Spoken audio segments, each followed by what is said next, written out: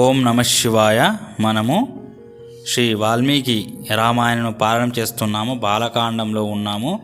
అందులో ఈరోజు చూసుకున్నట్లయితే శ్రీరాముడు తన వనవాస వార్తను కౌసల్యామాతకు తెలుపుటకు అంతఃపురానికి వెళ్తున్నాడు. ఆ ఘట్టాన్ని చూస్తున్నాము. పుత్రశోకంతో కుమిలిపోవుచున్న ఆ మహారాజు అంటే మన దశరథ మహారాజు అంతఃపురమునందలి బాధాకరమైన ఆ రోదన ధ్వనులను విని దుర్భరమైన దుఃఖముతో తల్పమునందే ముఖమును దాచుకొనెను. అంతటా శ్రీరాముడు ఆ అంతఃపురమునందలి రోదన ధ్వనులు చెవి సోకినంతనే చలించి ఏనుగు వలె నిట్టూర్చెను. పిమ్మట తనను తాను నిగ్రహించుకొని తమ్ముడైన లక్ష్మణుడితో కూడి కౌసల్యాదేవి అంతఃపురమునకు చేరెను. అంతఃపుర ద్వారము కడ మిక్కిలి పూజ్యుడైన ఒక వృద్ధుడు కూర్చొని ఉండెను.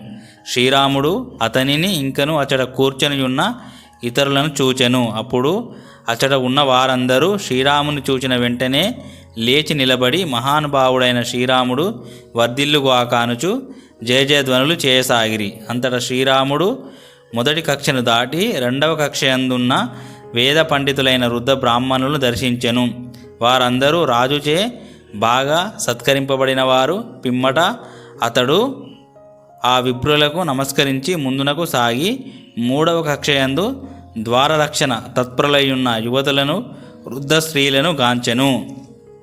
అచ్చటి ఆ యువతులు వృద్ధ స్త్రీలు రాముణ్ణి గాంచి మిక్కిలి సంతోషపూర్వకముగా జయ జయ ధ్వనులతో శుభాశిస్సులు పలికి త్వరగా కౌసల్యా మందిరముకు ఏగిరి. వారు ఆ రామ జననికి ప్రియమైన రాఘవుని ఆగమన వార్తను నివేదించిరి. కౌసల్యాదేవి నియమనిష్టలతో ఆ రాత్రిని గడిపెను. ప్రభాత సమయమున పుత్రుని హితమును కోరుచు శ్రీ మహావిష్ణువును ఆరాధించెను.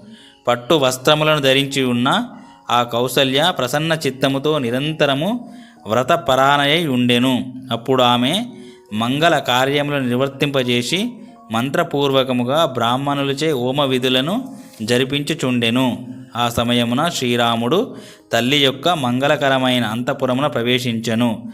అచ్చట అగ్ని కార్యములను జరిపించుచున్న తల్లిని దర్శించెను. దైవారాధన నిమిత్తమై సిద్ధపరచబడి ఉన్న పెరుగు, నెయ్యి, మోదకములు, అక్షతలు మొదలగు హోమద్రవ్యములను కాంచెను. ఇంకను రఘునందనుడు పేలాలను, తెల్లని పువ్వులను, పాయసమును, నువ్వుల అన్నములను, అట్లే సమిధలను, పూర్ణ కుంభములను చూచెను.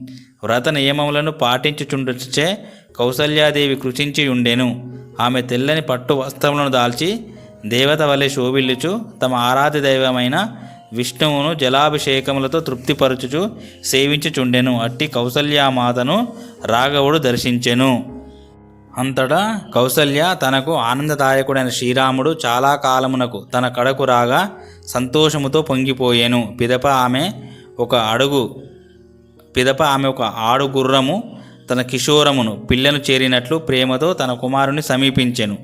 అప్పుడు ఆ రాఘవుడు తనకు ఎదురుగా వచ్చిన తల్లికి పాదాభివందనం ఆచరించెను.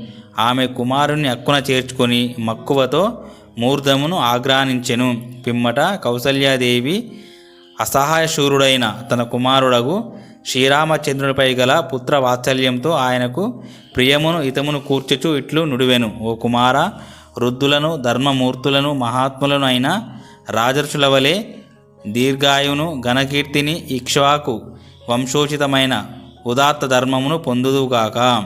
ఓ రాఘవ, సత్యసంధుడైన మీ తండ్రియగు మహారాజును దర్శింపుము. ఆ ధర్మాత్ముడు నేడే నిన్ను యువరాజ పట్టాభిషిక్తునిగా గావించును. పిమ్మట ఆమె నాయన భోజనము చేయమని పలకగా రాఘవుడు భోజనాసనమును స్పృశించి తన వన గమనమును గూర్చి తల్లితో తెలుపుటకు బిడియపడుచు అంటే సంకోచించుచు అంజలి ఘటించెను. సహజమునిగే వినేశీలైన రాముడు తాను దండక అరణ్యమునకు బయలుదేరుచున్న వాడగుటచే తల్లిపై గల గౌరవంతో ఆమె అనుజ్ఞ గైకొన తలచి వినమ్రుడై ఇట్లు పలకనారంభించెను. అమ్మ, గొప్ప భయావహ స్థితి అంటే ముప్పు ఏర్పడినది. నిజంగా నీకు తెలియకపోవచ్చును. ఈ వార్త నీకును వైదేహికిని ప్రియమైన లక్ష్మణునకు దుఃఖము కలిగింపవచ్చును. అయినను తెలిపెదను. దండకార్యమునకు వెళ్ళుచున్న నాకు ఈ రత్నాసనంతో పని ఏమి? నేను దర్భాసనంపై కూర్చుండవలసిన సమయం ఆసన్నమైంది. నేను రాజభోగములను త్యజించి కందమూలములను తినుచు మునుల వలె నిర్జనమైన వనమునందు 14 సంవత్సరాల పాటు నివసింపవలసి ఉన్నది. మహారాజు భరతుణ్ణి యువరాజ పట్టాభిషిక్తునిగా చేయును. ఆయన నన్ను మాత్రం దండకారణ్యమున ముని వృత్తితో నివసింపవలసినదిగా ఆజ్ఞాపించెను. నేను నిర్జన అరణ్య ప్రదేశమున 14 సంవత్సరముల కాలము అడవులలో లభించు ఫలమూలమును సేవించుచు వాన ప్రస్తుని వలె కాలము గడుపుదును. ఆ మాటలను వినంతనే ఆ కౌసల్యాదేవి అరణ్యమున గండ్ర గొడ్డలిచే నరకబడిన మద్ది చెట్టు యొక్క కాండము వలె దివి నుండి భువికి జారిన దేవత వలె క్షణములో నేలపై పడిపోయెను. అట్టి తీవ్రమైన దుఃఖమునకు తట్టుకొనలేక మూర్ఛిల్లి అరటి బోదెవలే నేలపై పడి ఉన్న కౌసల్యామాతను శ్రీరాముడు లేవనెత్తెను.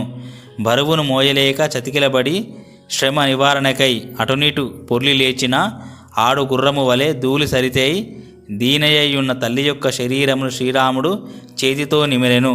కౌసల్యాదేవి జీవితము సుఖములకు లోటు లేనట్టిది అయినను ప్రస్తుతము ఆమె తీరని దుఃఖమునకు లోనై తన చెంతనే ఉన్న నరశ్రేష్ఠుడకు శ్రీరామునితో ఇట్లు పలికెను.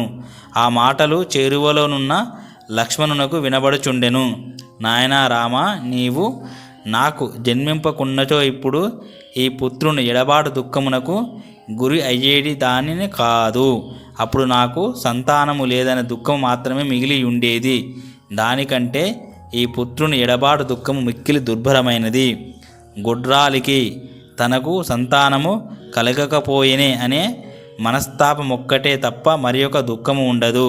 ఓ రాఘవా, భర్త అధికారమునందు పట్టమహిషి పెద్ద భార్యగా ఆభరణాది ఐశ్వర్య లాభములు కానీ పతి యొక్క ఆదరాభిమానాలతో కూడిన గొప్ప సుఖములను కానీ ఇంతవరకు పొంది ఉండలేదు. ఇక పుత్రుడు అధికారంలో ఉండగానైనా అట్టి కోరికలు తీరవచ్చును అనే ఆశతో జీవించుచుంటిని. అట్టి నేను రాజునకు పెద్ద భార్యను, రాణిని అయ్యుండి ఇక మీదట నిరంతరము సూటిపోటి మాటలతో నా మనస్సును గాయపరచునట్టి నాకంటే చిన్నవారైన సవతుల యొక్క పెక్కు పరుష వచనములను వినవలసి వచ్చును. సవతులతో మాటలు పడుట కంటే స్త్రీలకు బాధాకరమైనది మరి ఒకటి ఏమియుండును? అంతులేని ఈ నా శోకము విలాపము ఇట్టిది ఇంతటిది అని చెప్పుటకు శక్యము కాదు. నీవు ఇక్కడ ఉన్నప్పుడే నేను ఇట్టి నిరాధారణకు లోనైతిని. నాయనా, నీవు దూరమైనచో ఇక చెప్పవలసినది ఏమి? అప్పుడు నాకు మరణము తథ్యము. ఇంతవరకు నేను భర్త యొక్క గద్దింపులకు ఉపేక్షకులకు మాత్రమే గురి అయితిని. ఆయన నన్ను కైకేయి యొక్క పరిచారికలతో సమానముగానో వారికంటే ఈనముగానో చూచెను. ఇప్పుడు నన్ను సేవించువారు నాతో ప్రియముగా మాట్లాడువారు. నీవు ఇచ్చట నుండి అడవులకు వెళ్ళిన పిమ్మట కైకేయి యొక్క పుత్రుని భరతుని చూచి భయపడి వారు నాతో పలుకుటకు జంకుదురు.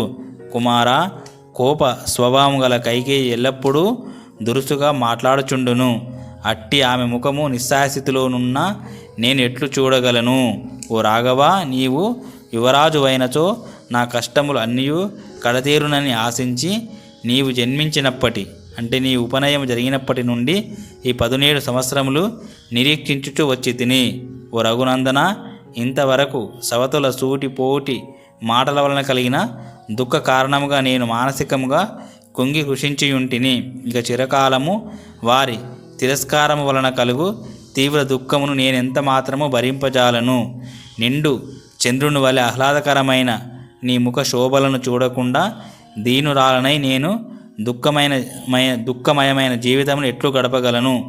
బహుశ్రమల కోర్చి ఉపవాసములు నర్చి దేవతలను ధ్యానించి ఆరాధించి నోములు నోచి నిన్ను గని ప్రేమతో పెంచి తిని. నేను దురదృష్టవంతురాలను అగుట వలన నీవు అరణ్యములకు వెళ్ళుటతో అవన్నీ వ్యర్థములే అగుచున్నవి. ఇంకా నాకు మిగిలియున్నది తీరని దుఃఖము మాత్రమే. తర్వాతి భాగంలో వనములకు వెళ్ళవలదు అని లక్ష్మణుడు కౌసల్యాదేవి శ్రీరామును ఒత్తిడి చేయడానికి ఘట్టాన్ని చూస్తాము. చాలా అద్భుతంగా ఉంటుంది.